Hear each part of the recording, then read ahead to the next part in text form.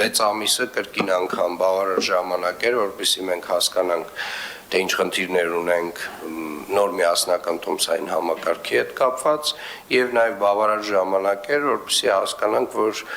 երևանցիները ընդհանուր առմամբ գերակշիռ մեծամասնությունը շատ պատասխանատու է վերաբերում տրանսպորտային վճարումներին եւ վավերականացմանը,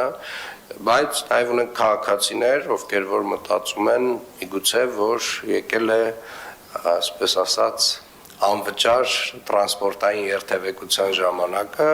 հարգելի քաղաքացիներ, այդ ժամանակը ավարտվում է եւ